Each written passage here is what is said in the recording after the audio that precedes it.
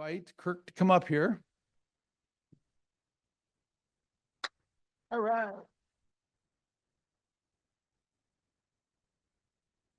Thank you. Hey, Kirk, we like to get to know a little bit of our organizations and some of the people that you've helped in the past. Maybe you can tell us a little bit about your story, and then maybe an example of someone that Convoy of Hope has come alongside to really help out, just to kind of help us understand what Convoy does at the individual level. Right on. Well, number one, thank you for allowing us to be here today. And I want to just like Evan Prosser's right there in the second row. And to answer your question, and I just told Evan a little bit about this, and he was like, wow, I didn't know that. I used to be a magazine journalist, and my very first assignment was Evan Prosser. And that was back when he lived on the bus with his wife, April, and they had a church that would move around the city. And so I flew out from the Midwest to come cover Evan. And we sat there, we had a great couple church services. And then he and April said, hey, would you come back and have dinner with us? And I said, sure. And so we went back and we had dinner. And I'm just telling you right now, there's like moments, like I call them pivot moments in your life. And that moment literally changed the trajectory of my life.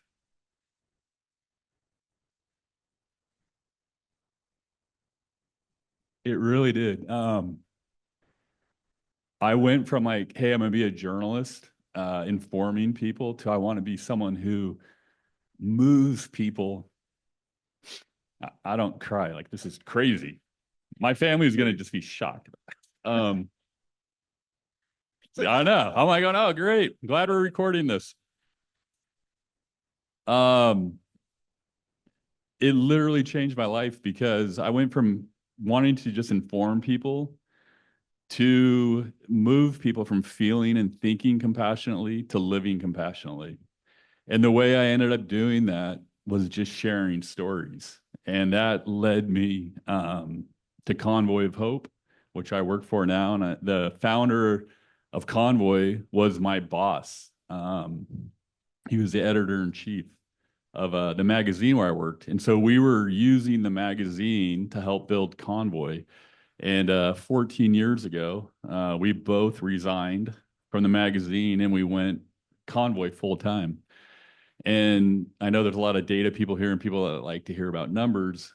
If you go back, it was 15 years ago. 15 years ago, if you look at our revenue, I believe it was 4.8 million. When we left and we went full time, full focus on Convoy, last year, 2023, we closed the books at 150 million revenue.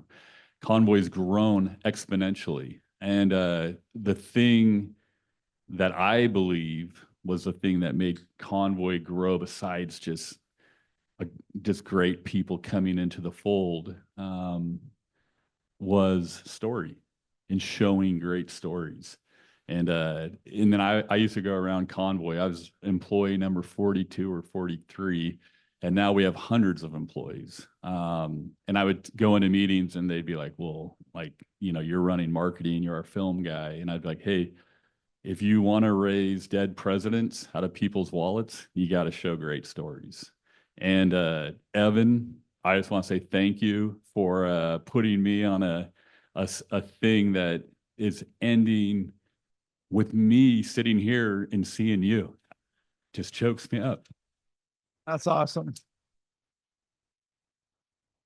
Well, I know that Convoy, I just read some facts, it has 600 employees now, and they're based in Springfield, Missouri. They've got a massive facility out there. Kind of what was your journey in terms of like the role you're playing today, and kind of what was that like coming from getting started and then to where we are today?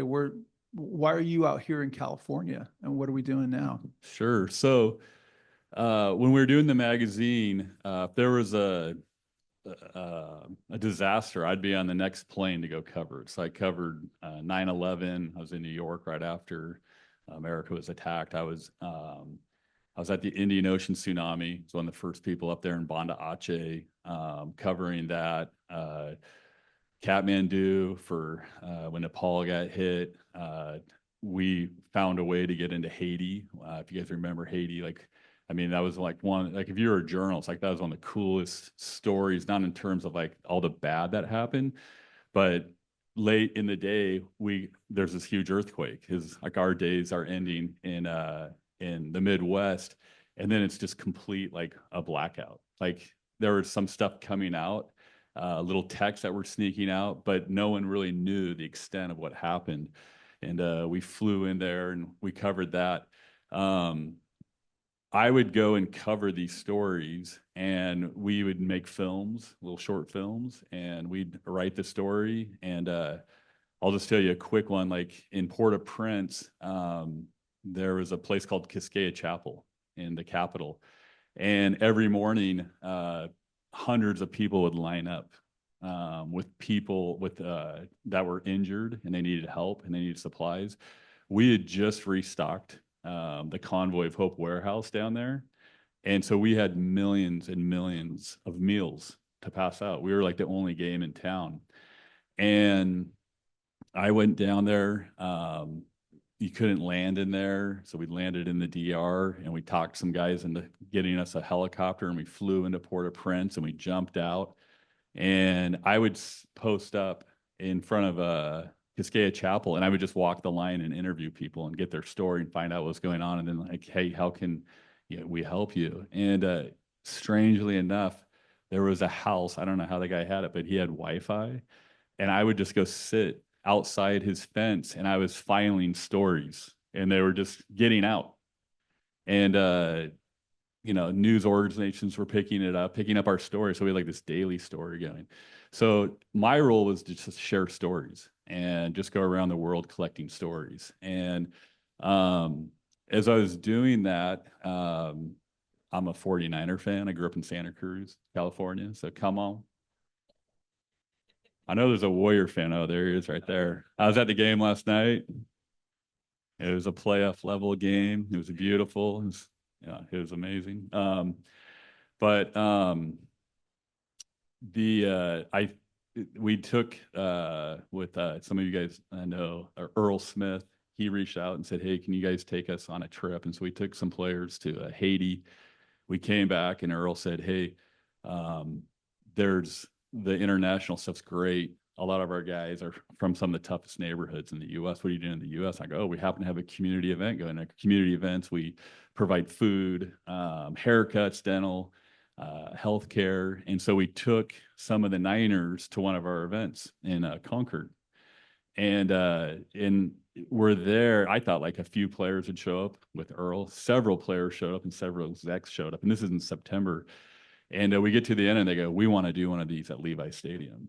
And I'm like, "Oh, that'd be great. Like these things take 12 months to plan. And so like we can do it next season." And they go, "Well, we want to do it in December." And I was like, "Well, we've never done that, but we're absolutely going to do that." And fast forward, 8 or 9 weeks later, I'm standing out in front of a Levi Stadium throwing up because I'm like, I can't believe we're doing this. This is crazy. And my wife's going, "You're going to be okay." And that launched us into this relationship with the 49ers. And we ended up doing 3 of these events over the next 3 seasons.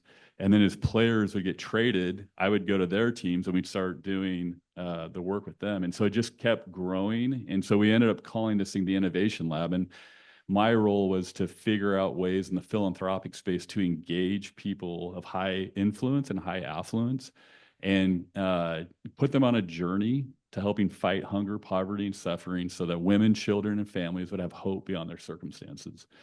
And of course, I think Convoy is one of the best places to do that through, but I'm not on our development team. So I'm not tasked with raising money. I'm just tasked with hanging out with people and taking them on a journey. If they want to get involved, they get them involved. Or if they want to set up their own foundation, trust, we would do that. So we started doing that, started growing. Then we started working in Hollywood, started working with entrepreneurs and innovators. And I ended up working, I guess, OtterBox phone cases. Ended up meeting the owners of that. They wanted me to come work for them. They offered me a lot of money. I quit my job at Convoy, and we sold our house. We were getting ready to move to Colorado from Missouri. And about, it's probably 5 days before we were leaving, I woke up and I looked at my wife and I go, "We're not supposed to do this." And she said, no, you're right. We aren't. So I went back to Convoy and I said to Hal Donaldson, who started Convoy, I said, hey man, I'm not supposed to do the Otterbox thing. And I go, but I'm supposed to move and I'm going to move there and I'm going to work with them, but I think I should work with them as a rep for Convoy. And we ended up doing that in uh, Hurricane Harvey and Maria hit right after that. And Otterbox, some of you may have seen it who are in the philanthropic circles. We rented a ship because we couldn't get into the British Virgin Islands. You couldn't transport stuff in there. We rented a ship, and I went out and put huge banners on the ship that said Convoy of Hope. And we came in, and it became known as like the Convoy of Hope ship.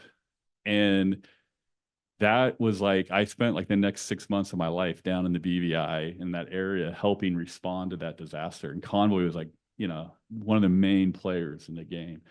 So we were doing that, and then we started building it. And there's a guy before George Kittle named Vance McDonald.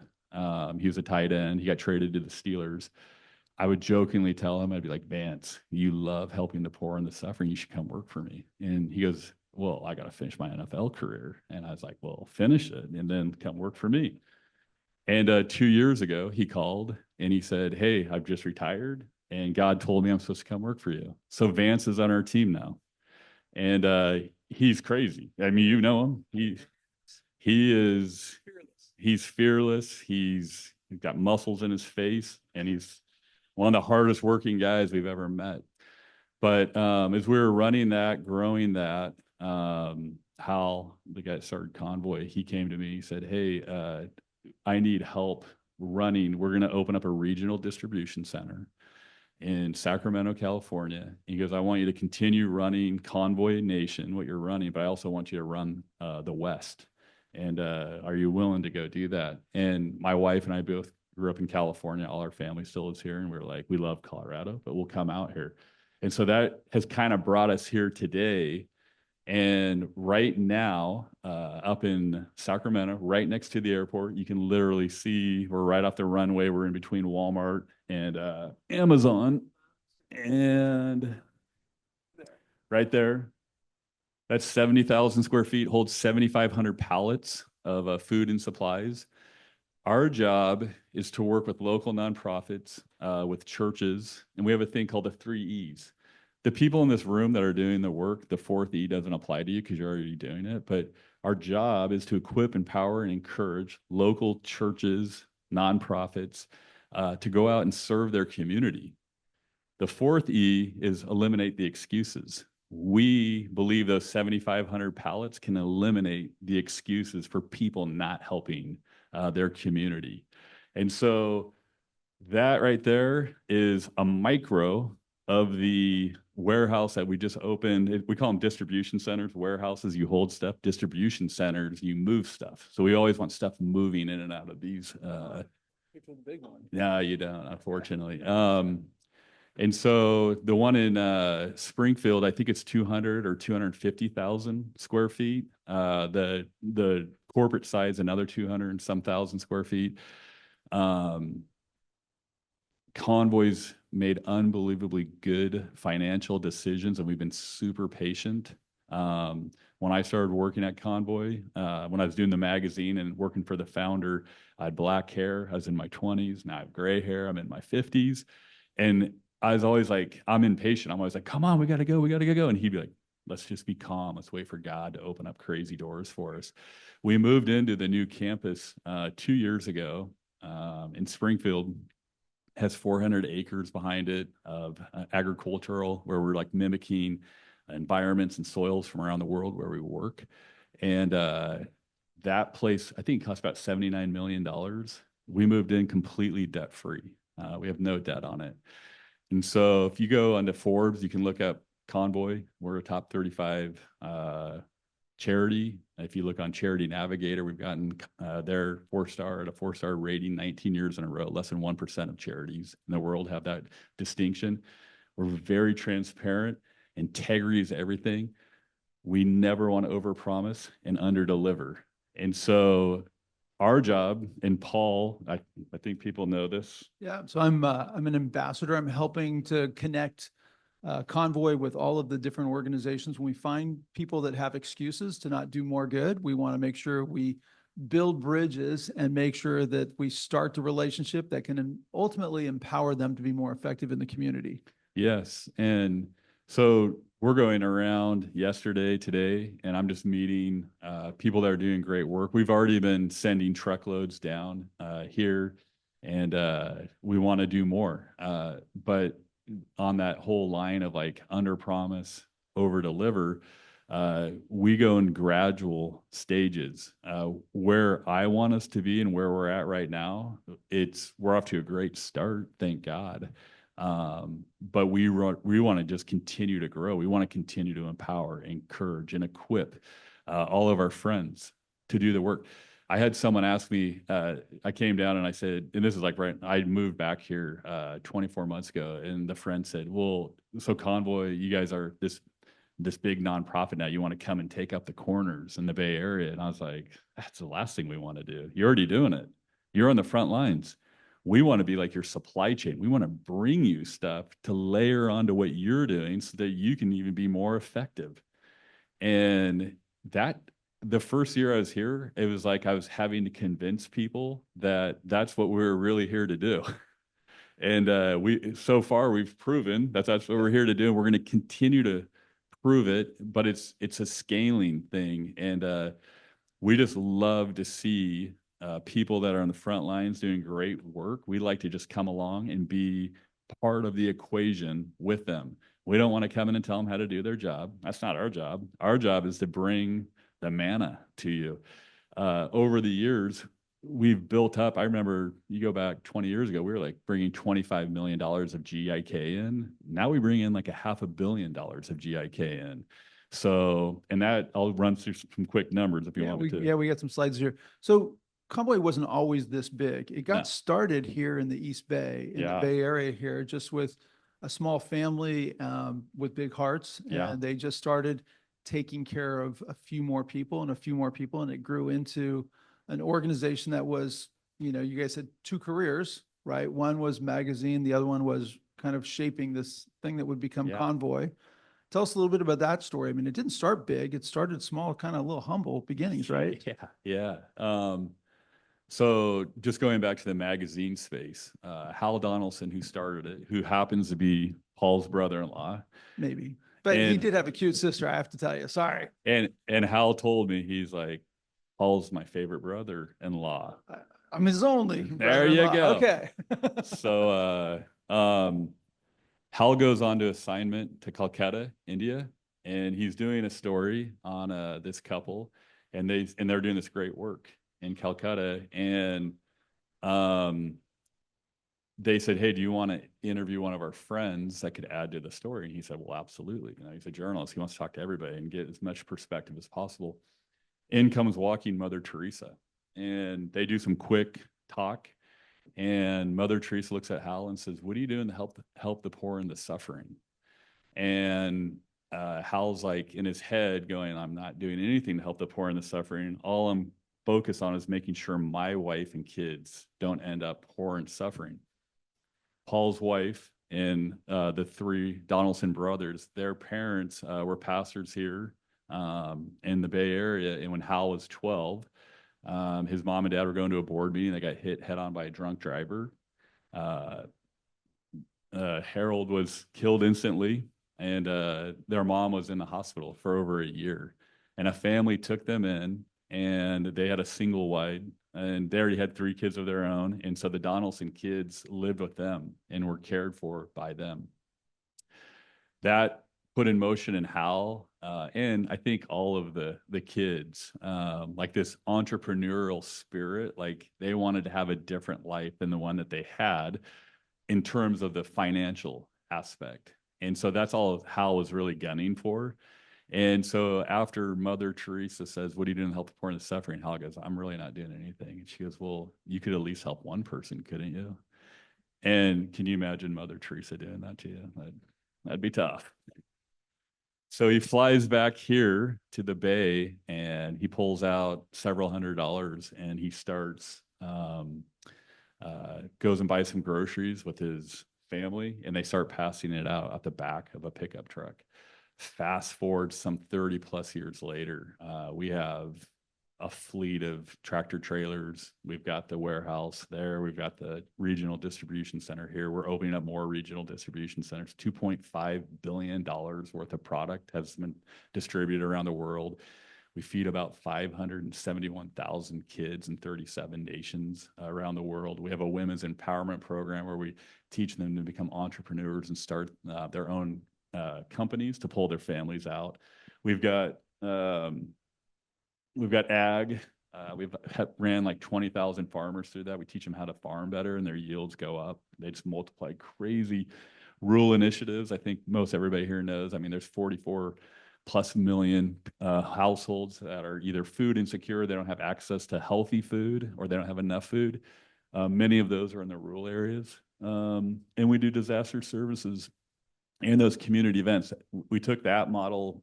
Those were built to serve like 2,500 to like up to 20,000 people. We took that model and we started doing it with pro sports teams. And those ones were called Pro Series community events, and they would serve like 1,500 to 2,000, just so it wasn't too crazy. But the disaster services, we're in Spain right now. We're on the East Coast, responding to that. We'll be there for the next year or so, at least, just helping the communities rebuild, get back on their feet. We're in Ukraine. I mean, we're all over the place. It's just, we just do a ton of stuff, but we focus on these 6 areas and we stay super focused. You guys have a history of being first in and last gone, staying long-term until the economy's back and running and people are self-sufficient. Examples of that, like with the hurricanes that were running in back to back. I mean, what did you guys do? How quickly did you respond to that? So if, as soon as something blows through, we gamble. And for the marketing people out here, this is a marketing tip for you. So like, let's say we know a hurricane's coming into like the Gulf. We'll dispatch our trucks if we know it's a high likelihood it's going to hit, and they'll wait on the outside of the storm. And then we start connecting with FEMA, local churches, businesses, fire departments, wherever we think the eye is going to hit. And if sometimes God pushes storms off and they don't hit, well, then we just bring all the trucks that we sent down there and we just drop everything off at nonprofits and we say, hey, here you go. Here's a little extra boost for you. If they do hit, we've already set everything up and we're the first ones in. Part of that's just our nature. But the other part of it's a marketing play, because we hardly spend any money on marketing. There's paid, owned, earned media. We love earned media. Well, one of the best ways to collect earned media is to stand up a point of distribution in a disaster zone before anybody else does. Because guess what happens? Fox News, MSNBC, CNN, they're cruising around looking for stories, and they see us set up already. And there's miles long cars waiting to get supplies. And we're happy to tell them our stories.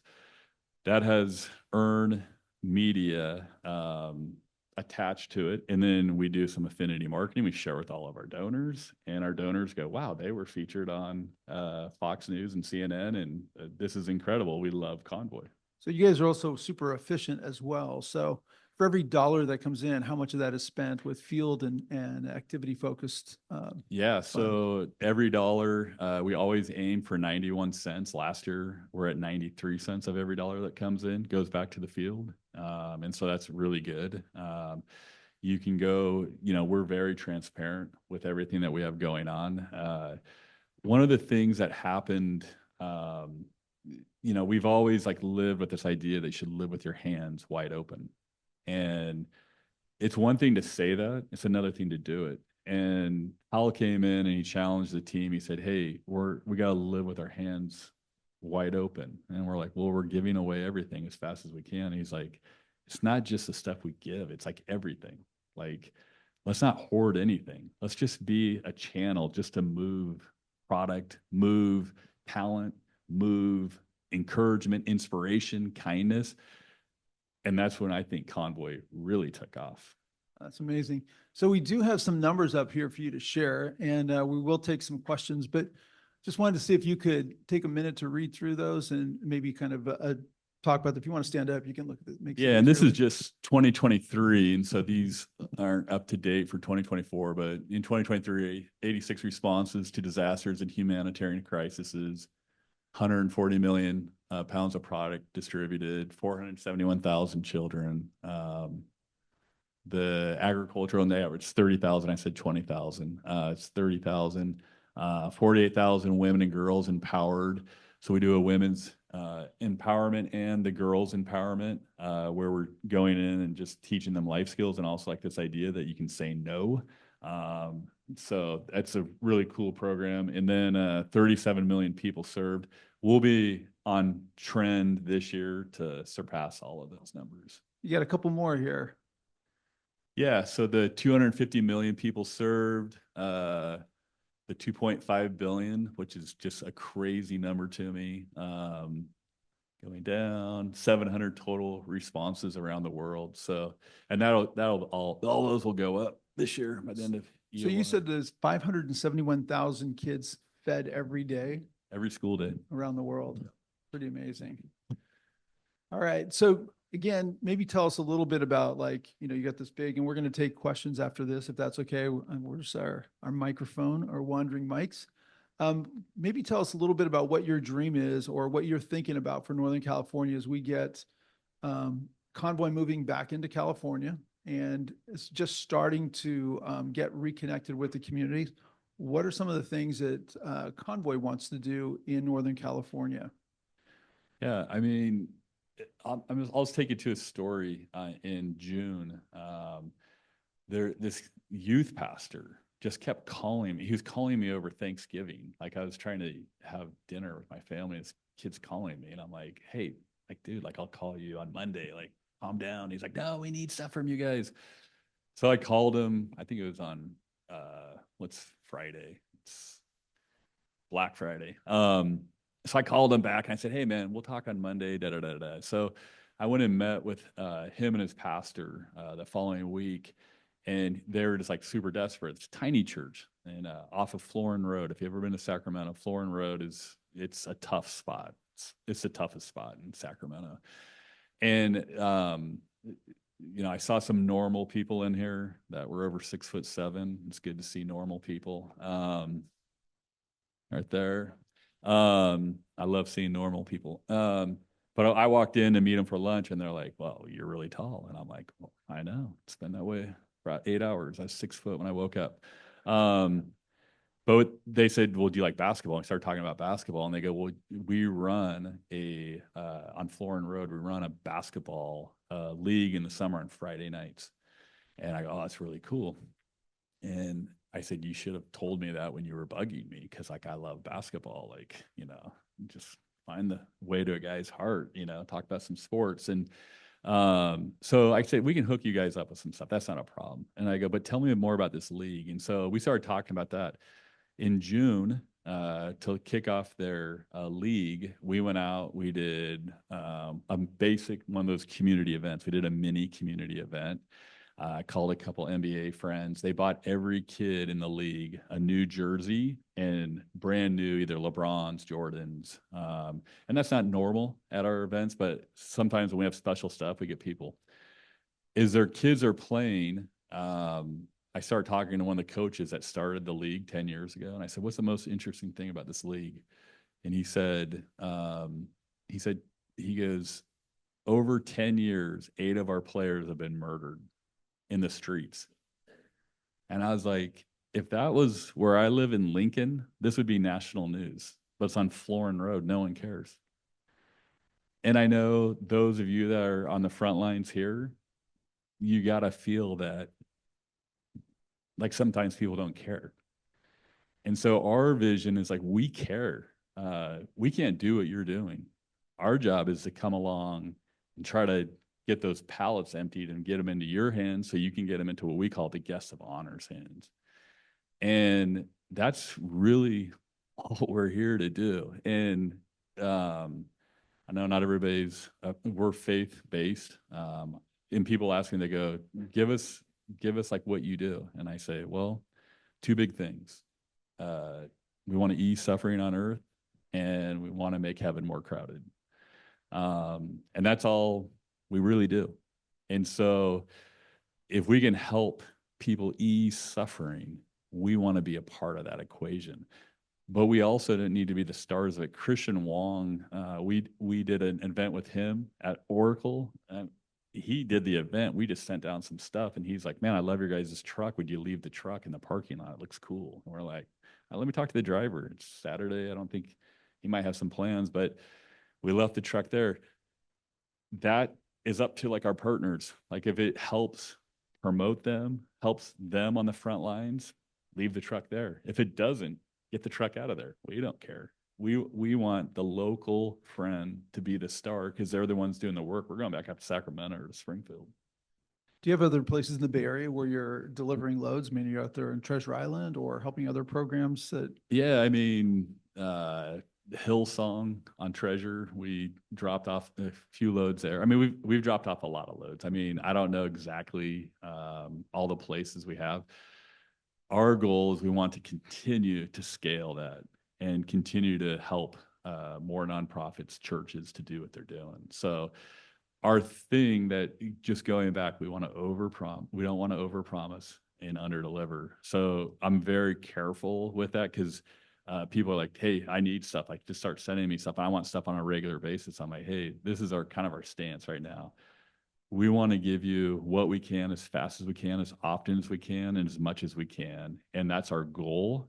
But that's not the selling point right now. Right now, it's like, if you are interested in partnering with us, we'd love to talk to you.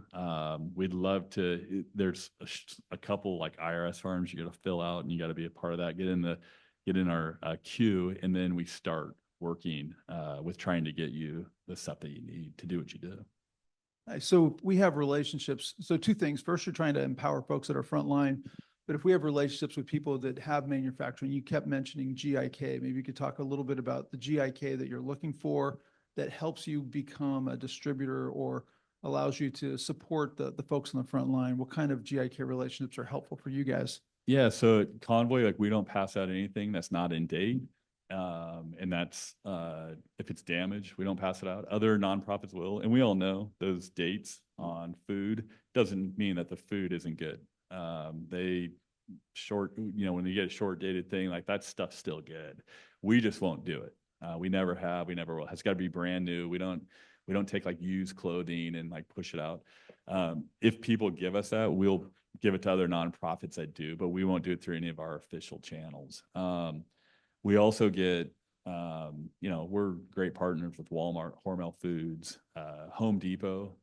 They've given us flood buckets for years, but as soon as we opened the RDC, they came up and they brought their whole media team because they were moving into fire buckets. So, and those things are like $80 to $100. So when wildfire hits, goes through your community, we come in, we start passing those out. So we do tons of water. We do a lot of food. One of the things like with our partners that we try to get them started with are called snack loads. And a snack load, it's not the stuff that's like going to be, that's going to like be a meal for a family. It's going to be like, hey, we didn't have to spend money on the snacks for the kids, so now we can buy other stuff. To help solve that problem, because if you're in the space, acquiring canned goods, protein, it's tough stuff to come by. We just broke ground on what will be a food manufacturing plant in Springfield, Missouri. We're going to start manufacturing our own food. And so we're trying to procure, we're in the bread and fruit basket of the world. We're also trying to procure raw materials that would go into that to help us make products. So that's going to help us, like if we come into a community, like, hey, here's a snack load, and then also here's this soup mix or these power bars that are very nutritious, that have a lot of great stuff for your body. So that's going to be going out soon. Like it's like working poor families and on below, which obviously includes like the homeless. Like we're going to be able to like start equipping people with like high density, high nutritional value food. Got it. So we can take questions if you guys are interested in asking questions. I got 2 microphones here, so we'll start over here. Awesome, super inspiring. Love what you said, how you opened up about Evan. He's a big hero of mine. I think everybody in here. I have a question for you. I told you I'd throw you a hardball question. Okay. The skill set for responding to a disaster and what you need to do to help a community after a disaster is very, very different than what it takes to help a community become resilient when there is no disaster. So like, Tom's shoes, we all know about that.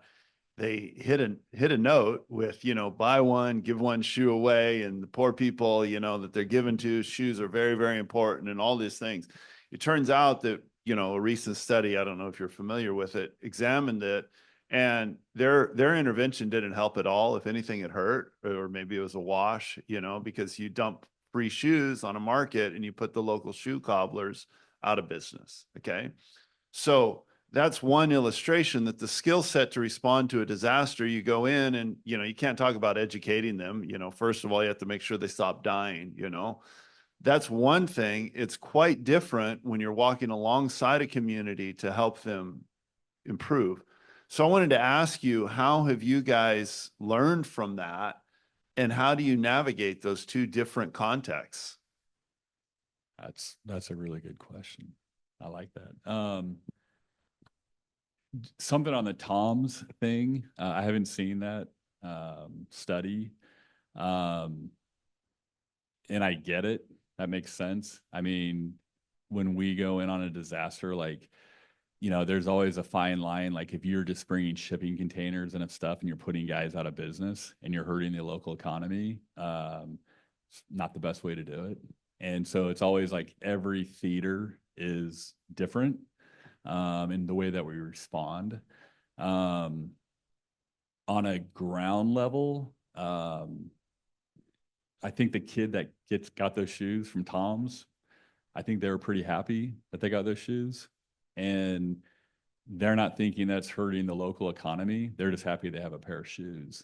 And I'm not here to defend Tom's, but I try to look at everything from like different angles. And so I don't want to go too deep in it because that's like a little bit outside of my space. But our thing is like when we come in, we try to be super sensitive to the culture, to the country where we're working. So if you go to any of our 37 program countries where we're there every day, those are all led by people from the country, not from Convoy. We have our systems and the way that we do stuff, but it all adapts to where we're going into work. So I can't really give like a much more like I can get, it'd be great to have like our program guys come and talk to that higher level stuff because that's a complex issue. I don't think I'm gonna be able to answer appropriately nor intellectually like in a few seconds. But So I know that my son did a trip down to Haiti with the group, and what they said, there was an orphanage and there were local farms, and the farmers were told they would get funded to bring the food in to the orphanage, but they would pay full retail. So instead of selling it wholesale locally, they were rewarding the farmers to feed the orphanage, and then they were taking the kids as mentoring and interns, teaching them farming to help it grow that farming industry. So it was kind of an economic growth opportunity. So part of it was they didn't want to bring in food from the States. They wanted to grow as much as you could locally and reward the farmers for doing that. And then whatever they couldn't grow, there was an effort to try to augment that. I remember that coming back from Haiti about like a decade ago or something after the earthquake. I was pretty amazed at that. So we have another question. Hello. Thank you for the presentation and for everything you do. So this question is also related to farming and agriculture. So I was curious, what kind of, I mean, it's obvious that the agriculture, that you're interested in the agriculture space, possibly because of food, work, skills.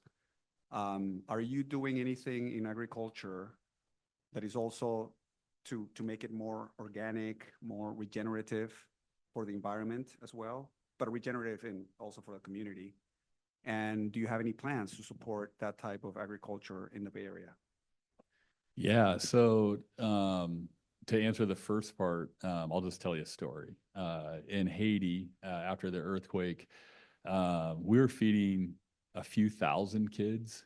And after the earthquake, there's so many kids that needed to be fed. We went to tens of thousands added onto our children's feeding initiative.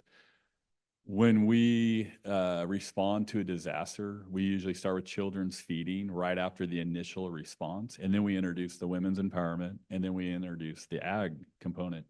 So there's a little village above Port-au-Prince, probably a couple hours out, called Pindasou. And we went up there and we took our guy, his name is Dr. Jason Struble. He has a PhD in soil and manure from Washington State University. And he loves doing all of the farming that you're talking about. And we got up there and he's up there telling all these farmers who are generational farmers, and they're going like, we're not listening to you. Who are you? Like, you're some American guy coming down here, you're a little nerdy guy telling us what to do. And as the crops came up on the first handful of farmers he got, caterpillars started eating them all. Well, there's a lot of different ways that people take care of caterpillars. And some of them aren't great ways to deal with it. Jason said to them, you need to start squishing every caterpillar on every plant. And it's going to take about a month to do that. And they were like, no, there's quicker ways to do it. We can use chemicals. And Jason's like, no, this is a way to do it. And they ended up, the ones that ended up doing it, their yields went through the roof.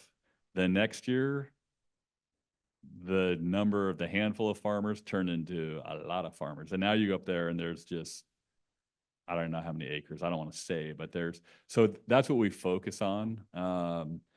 And we do husbandry, we do goats, we do chickens, we do tilapia. We do everything as organic as we can. And we're not into like the mass farming. Like we're trying to help these farmers increase yield so they can feed their family and then make some money. We also ask that they give some of it back to the children's feeding program so that the moms who are making the meals that we're serving at the schools and at the orphanages, they're getting fresh product to put into to supplement and even boost what we're providing for them. So it's really exciting. And we've got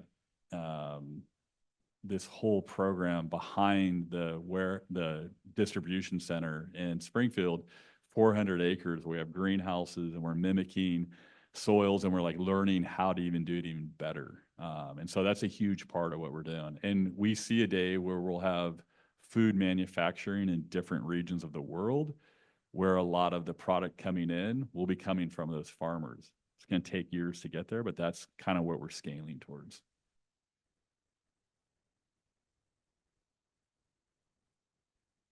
All right, the engineer knows how to turn on the mic. Hi, thank you for being here. This is wonderful. Thank you for what you do. My name's Vanessa Russell. I'm the founder of Love Never Fails, and we address the issue of human trafficking, starting locally and then now national. And I'm really interested in learning more about your women's empowerment initiative, specifically what I know I was looking on your website and it looks like you guys have empowered thousands, 48,000 women since in 2023, I think it was. But how do you do that? Are you helping people start businesses? How are you supporting them along the way? And what do you think about bringing some of that work here locally into the Bay Area? Yeah, perfect. And so your last question was your last question, and I didn't answer that. So I'll try to remember to answer it on this. So with women's empowerment, like it depends on so in India, we have some women that are learning how to program right now. And so that's high tech stuff. And then in other parts of the country, we'll say like, hey, what will the market bear? Like, what's your dream? Where do you see like an area in the market where you could start a company and basically use the money that you make to pull your family out of poverty? Doing that is like where it gets really crazy and cool, because what we don't want to do, we don't want to feed the kids that we're feeding today. We don't want to be feeding their kids. We want to give them the tools like to where they don't need Convoy of Hope. We want to work ourselves out of a job.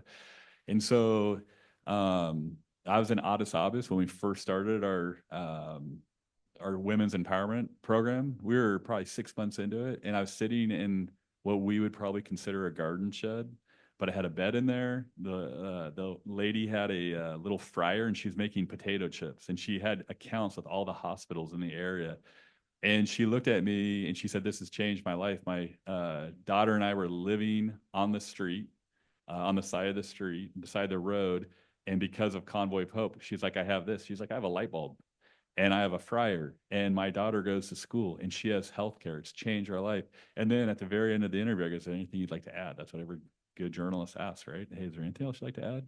She said, "I have $1,000 saved up." And I was like, wow. And she's like, "I'm going to open up a restaurant." She ended up opening up restaurants. So it's really cool. 3 weeks ago, I was down in Guatemala, in Guatemala City. We have a thing that you would love. It's called the Kata Center.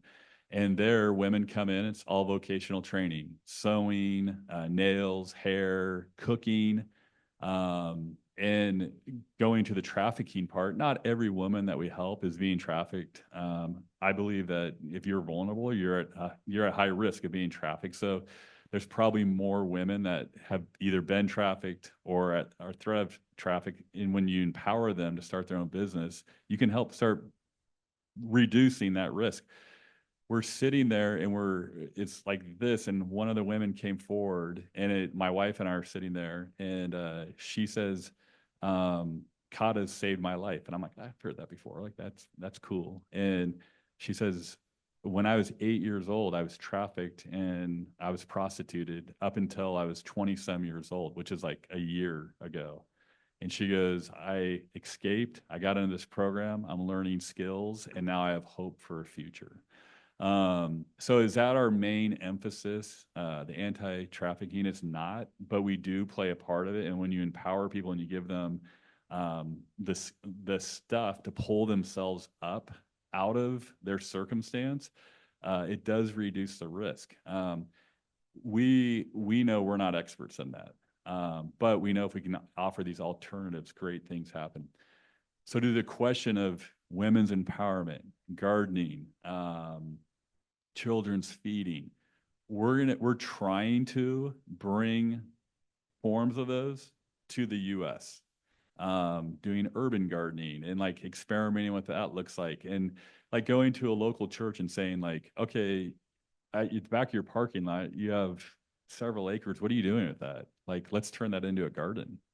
And so we're starting to wade into that, and what it ends up becoming is yet to be seen. But I think it'll probably be similar to like what we've seen work around the world.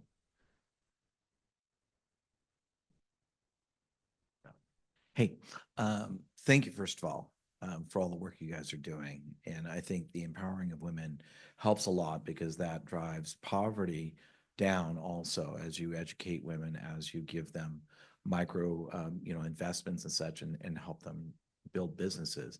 That affects not just that generation, but the generations going forwards. And Absolutely.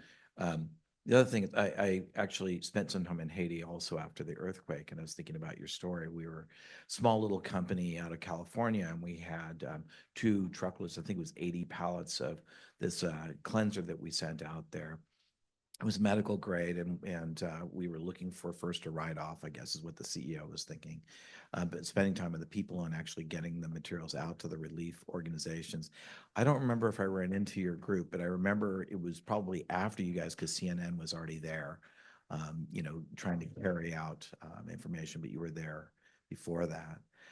I did have a question, though, on the agricultural thing, because this is something that we're very interested in as well. When they were squishing the bugs, did he tell you why they were doing that?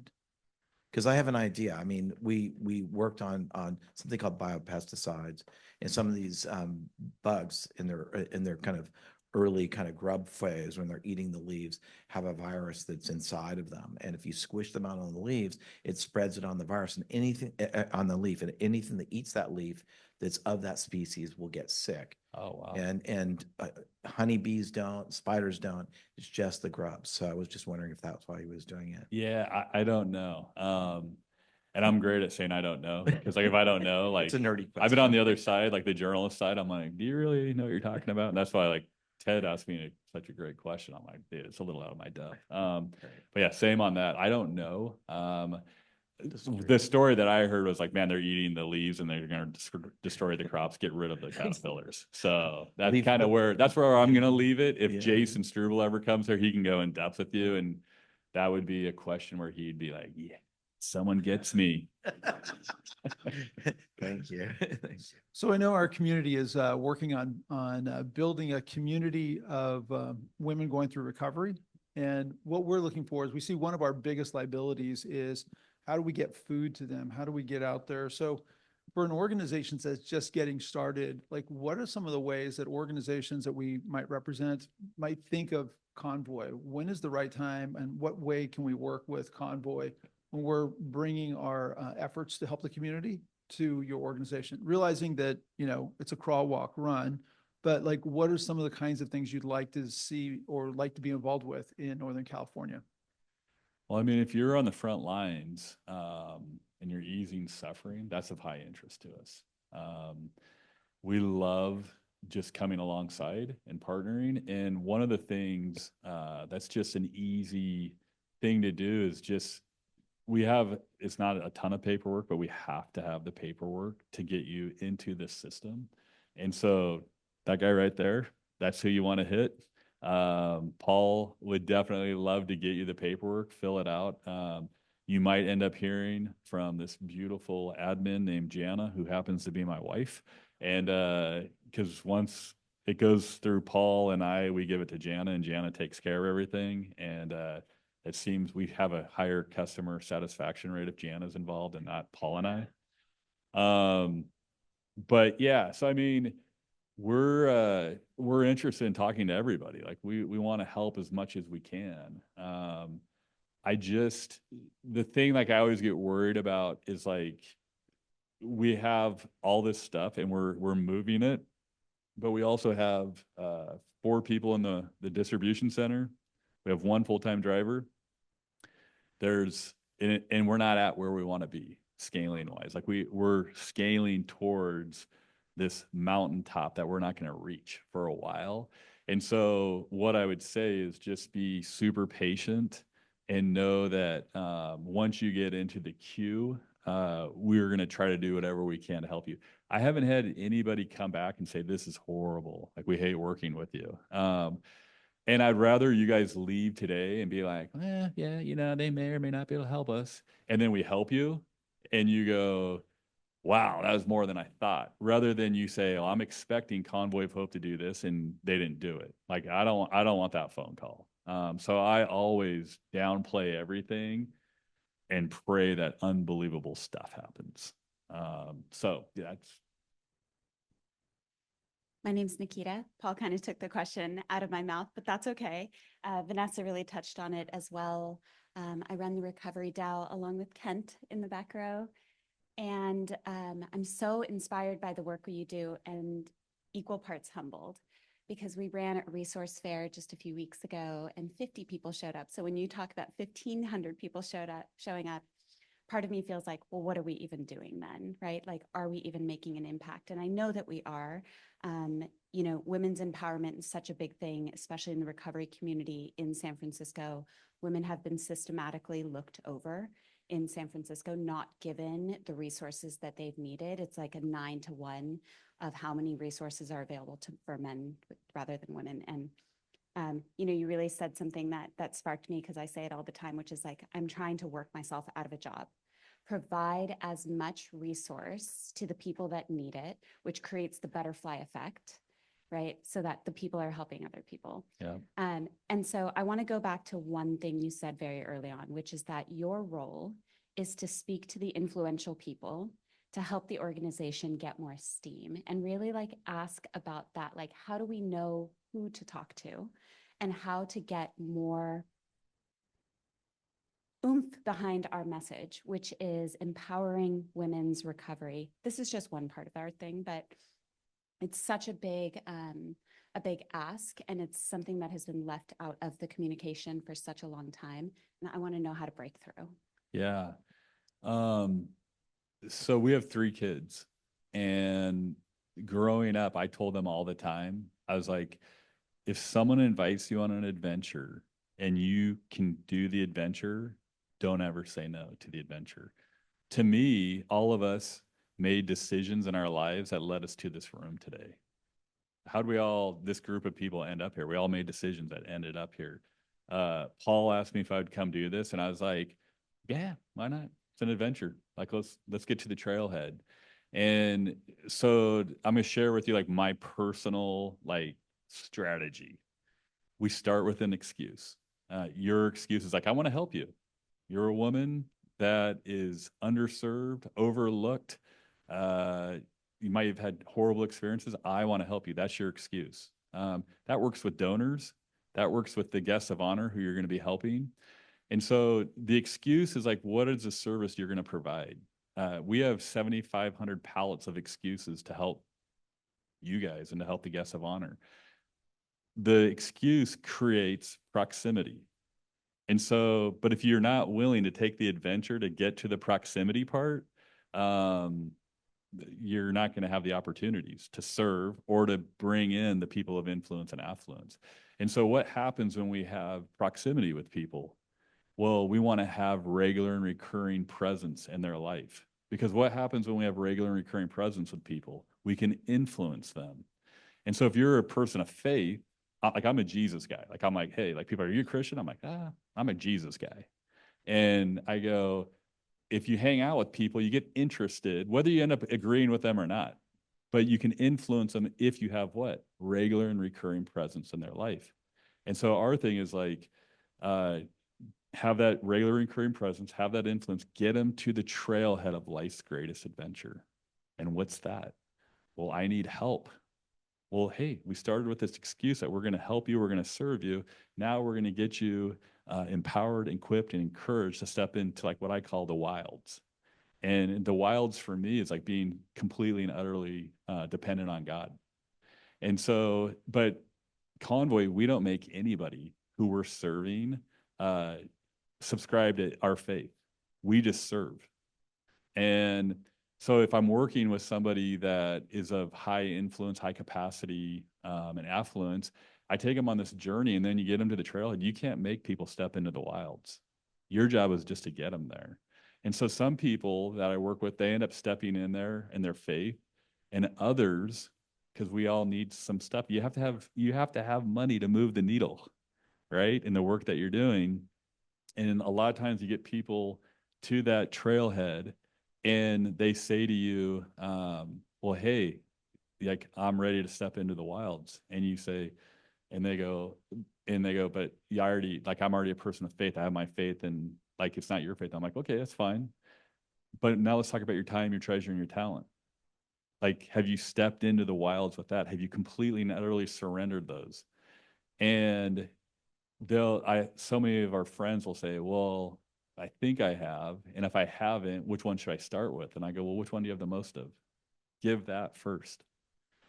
And there's no arm twisting. Convoy, we don't twist people's arms. We don't beg people to be a part of Convoy. We don't beg people to become partners. We don't beg them to give money to Convoy. We just say, hey, here's our excuse. Do you want to be a part of this? If you don't, if you want to support it, you can. You can do your time, your treasure, your talent. But if you want to do something great in the world, if you want to have significance, you have to step into the wilds at some level, and you got to give up control of your time, your treasure, and your talent. And for some reason, that resonates with people. I don't know why. But we were just talking in the conference room, and you've all seen it. Like when people come and they go, I can't wait to help you do the work that you're doing because I want to see the smiles on the guests of honor's faces. And I always like sit there, and I love it like when it's pro players and like actors and stuff that we work with. And I'm like, you have no idea. Like in my mind, I'm thinking, I'm like, they're going to help you way more than you're going to help them today. And we know, I don't know how that works, but that's the economy of how it works. And so our thing is like, just get people to the trailhead, but you have to start with the excuse. You got to create proximity. You got to have regular and recurring presence, and then you influence them to get to the trailhead. And then it's up to them. And I always say, like, do you want to step in the wild where it's going to be crazy and you're going to have this like great adventure? Or do you want to return back to your boring, ordinary life? No matter what status in life you have, like you could have millions of dollars in the bank, but if that's your life and you haven't stepped in the wilds, you're not going to live like the crazy, cool life that you were meant to live. So I don't know if that makes sense to you, but.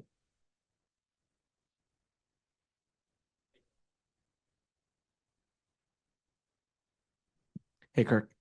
Keith, we met earlier, and a couple of coincidences or correlations. Paul asked me to be here too. That's why I'm here.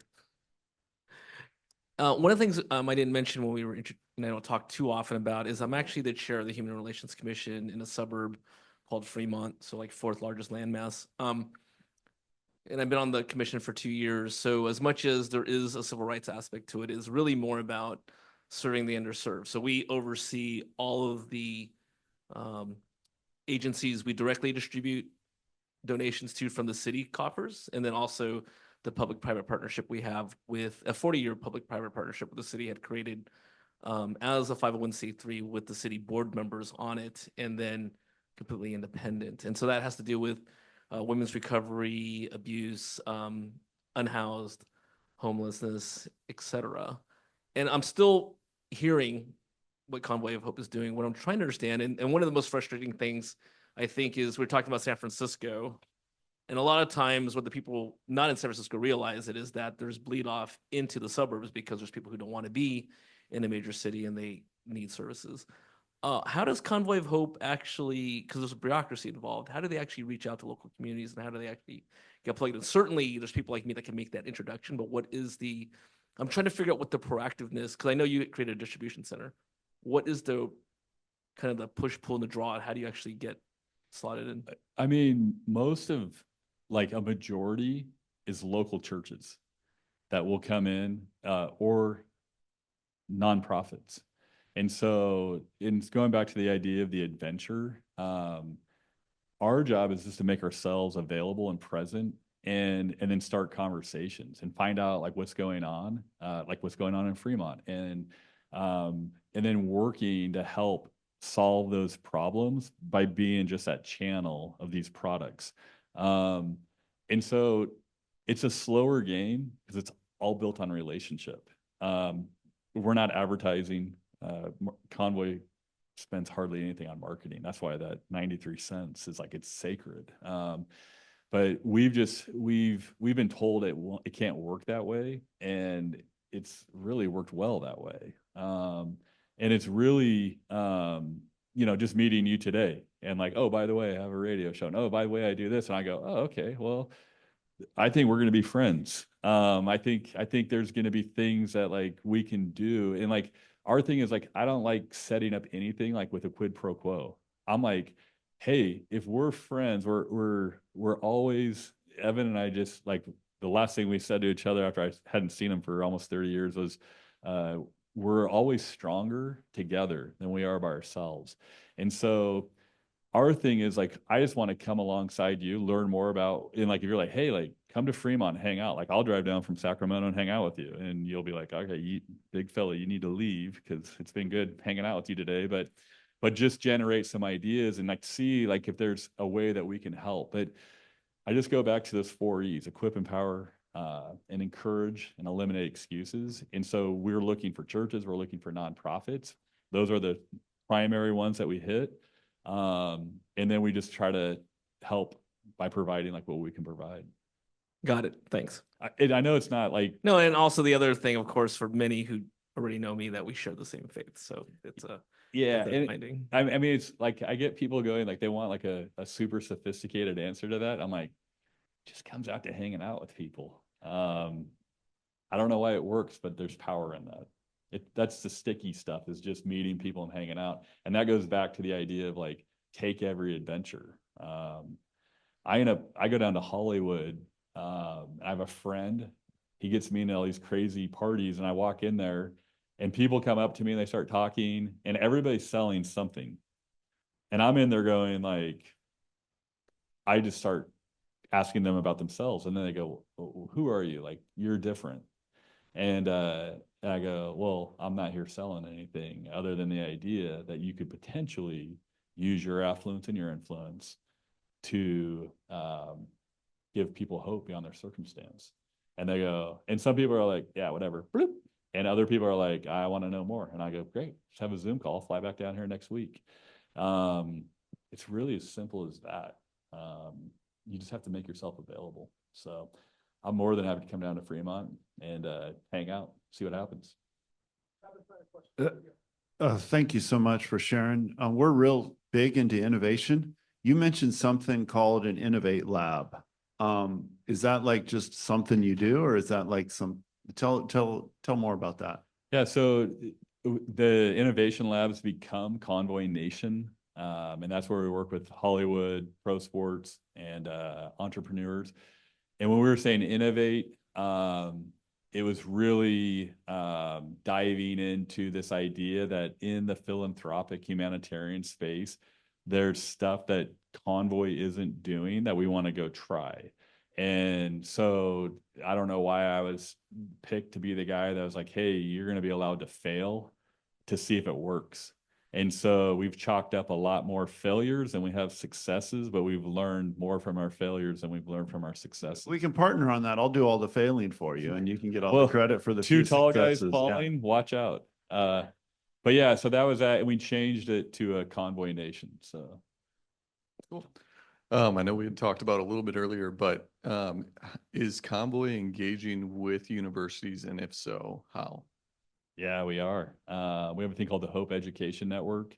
We're basically working with universities. If you go in Springfield, we work with Missouri State. We have intern programs from kids from all universities, highly competitive to get into it. But then we also do with colleges and universities. We have like a degree program that they're implementing at different colleges. And so with you and your role at Grand Canyon University, I think you need to come out to Springfield. I know you love ag. You need to go see the ag, and you need to go talk to our Hope Education Network. William Jessup University, and we're working with them. We're activating students to do just some basic stuff, but then also there's like a deeper stuff going on the academic side too. Good afternoon. Thank you for what you do. Certainly very inspiring. My name is Pastor Marcus, and we run a food recovery nonprofit in East Oakland, or I say deep East Oakland. And one thing, someone mentioned the bureaucracy. We also have a partnership with the Alameda County Food Bank. And it's difficult working through the bureaucracies. When we're getting calls, we got a call today, people need food. And we have to kind of navigate through their system. I envision where churches are coming together, getting a big distribution from Convoy and being able to give it to our local communities, underserved communities. And from the aspect of food that is not expired, food that is edible, that you would eat yourself, that's the ideal, to give food out that you yourself would eat and feel good about it. So I'm looking forward to some kind of partnership with, again, a lot of other churches coming together, working together to take care of our communities. I love it. And thanks for what you're doing. And a thing that I would just put out there, if any of you want to come up to the Regional Distribution Center, I'd love to host you. People that are in the Bay, I'm like, hey, get there like at 10 or 10:30. We'll send you through the 70,000 square feet. It's a quick tour. Then we sit in the lobby and we ideate on like what could be. And then we take you to lunch, and then you hop back in your car and you drive back down here, and you can hopefully beat traffic.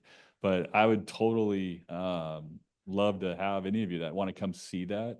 I think it'll give you this idea of like, we strive to hit creativity, innovation, and excellence in everything that we're doing.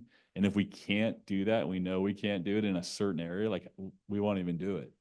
So we want to operate with like integrity, transparency, and we love partnering with people. And I don't want to get into the whole food bank thing, but when you get food from Convoy, we don't put restrictions on what you can say, what music you can play, what you can do.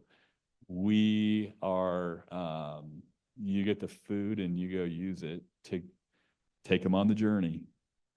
the proximity journey, the regular and recurring presence, the influence, get them to the trailhead.